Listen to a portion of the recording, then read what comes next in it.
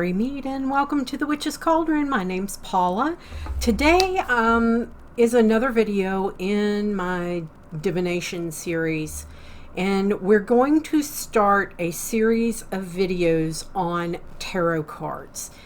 Now, there are 78 cards in a tarot deck, so this is probably going to be split into two shorter videos on the major arcana and then a video on each one of the suits and a video on spreads and tarot reading ethics. So this is going to be a multi-week course. Just be patient. Okay, just a brief overview of the tarot cards, and I am going to be referring to imagery and meanings using the basic Rider-Waite deck. You know, that's what I learned to read tarot with. It just makes it a little bit easier, and there are cues on the actual cards that you can use to jog your memory as to what the meaning of the card is. Now, there are 22 major arcana cards. This video is going to be on the first 11 of the major arcana cards. And the major arcana are usually about and tied to karma and lessons and spiritual lessons and life lessons that need to be learned. They also are more of a path to like awareness and the bigger stages in our life and the bigger meanings of our lives as we progress through, and they help you understand it. The major arcana are the driving cards. If you have major arcana cards that are combined with, you know, one of the suit cards or something else, that major arcana card is what drives the meaning, okay? And then even though the major arcana card may come out as a modifier for, you know, a suit card, the major arcana, because this is all about life lessons, spiritual journeys, and things of that nature, the major arcana card drives that, all right? A lot of times the major arcana cards actually set the overall tone of a reading that you're doing, okay? If you do a reading that is predominantly major arcana cards, that's indicative of major life-changing events that will have long-lasting and long-term effects, okay? These are when you have a lot of major arcana coming together. These are really lessons that you have to pay close attention to.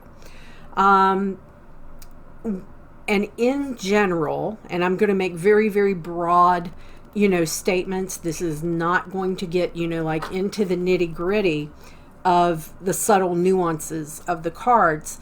But if they come up reversed, usually that's an indicator that you're not paying attention to what's going on in that part of your life. Okay? And since these are important life lessons, you have to master that lesson before you can kind of move forward through whatever's going on. As I said, I am going to be doing really broad meanings. If you want more in-depth meanings, I've got a series on the channel called Tarot Talk. They are by individual cards. I'm like about a little over halfway through the major arcana. I'm going to start recording those again. There seems to be, you know, more interest in it now.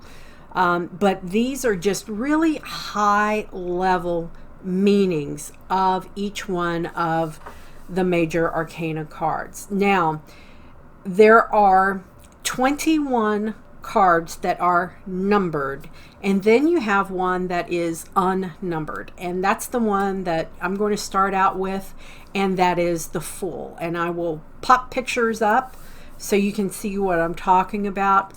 In the upright position, the Fool is about beginnings and innocence and spontaneity, a free spirit, taking that leap of faith.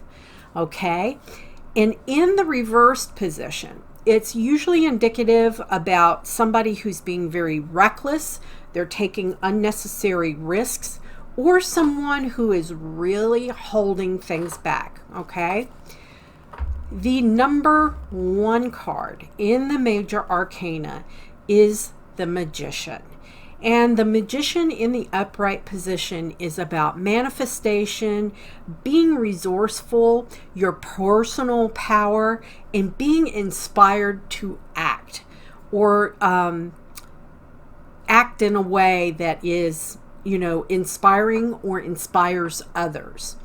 In the reversed position, the Magician is about manipulation, poor planning, and untapped talent, and untapped, or it's about a state of inaction. Okay, the number 2 card in the major arcana is the High Priestess. In the upright position, the High Priestess is about intuition, the feminine divine, your subconscious mind, sometimes like psychic abilities, or sacred knowledge. Okay? In the reversed position, the High Priestess is indicative of secrets, being disconnected or shutting down your intuition, or shutting down your third eye, not listening to that little inner voice that you have. And it's also in general about withdrawing, wanting to just withdraw, and silence can be your remaining silent on something that you really feel like you need to speak up about. The number 3 card in the major arcana is the Empress. In the upright position, the Empress is about femininity, beauty, nature, nurturing, abundance, and fertility. In the reversed, she is about creative blocks, dependence on others, and can also mean like an unhealthy codependency. In health readings for couples, it can mean that they're dealing with infertility if they're trying to have kids. All right. The number 4 card is the Emperor. And the Emperor in the upright position represents authority, the establishment, structure, and it also is indicative of a father figure, or like a male in a position of authority. Okay? In the reversed position, it's about domination, excessive control, being a control freak. It can also mean that you have a lack of discipline, or someone who is inflexible. It's my way or the highway in the reverse position. In the number 5 card, we have the Hierophant. And in the upright position, it's about spiritual wisdom, your religious beliefs, your community, tradition, and institutions. In the reversed position, it's about personal, not the community, but your personal beliefs, freedom, and challenging the status quo. The number 6 card is the Lovers. And in the upright position, it's about love, harmony within your household, relationships, and alignment of values, and choices that are to be made. Now, the Lovers in a relationship spread is more about sex and the sensual side, then it is about lasting love connections or love relationships. Okay, keep that in mind. In the reverse position, the Lovers is about loving yourself above others.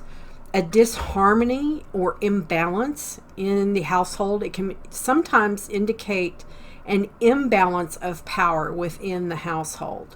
And also a misalignment of values. The number 7 card is the Chariot.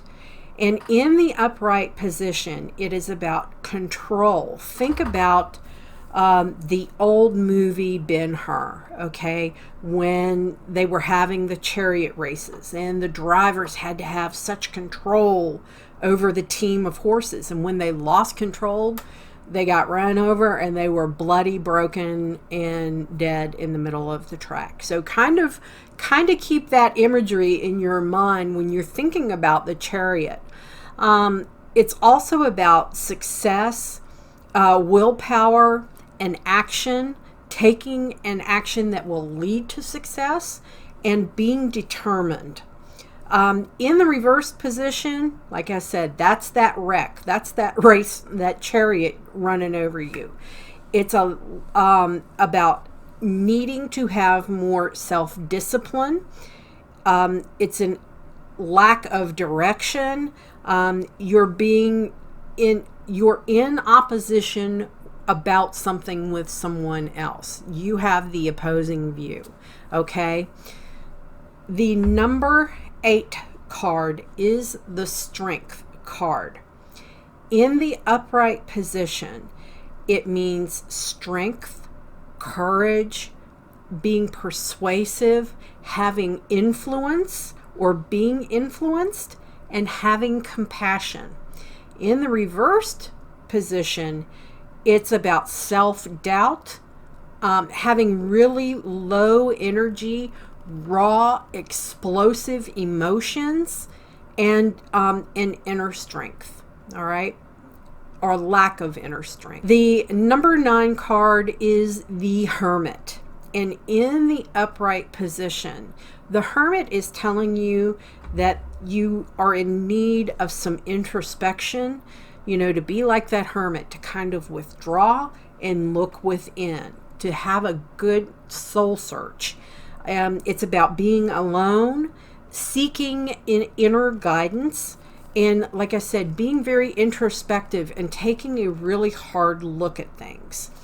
In the reversed position, however, it's isolation, but it's not a state of choosing to isolate yourself.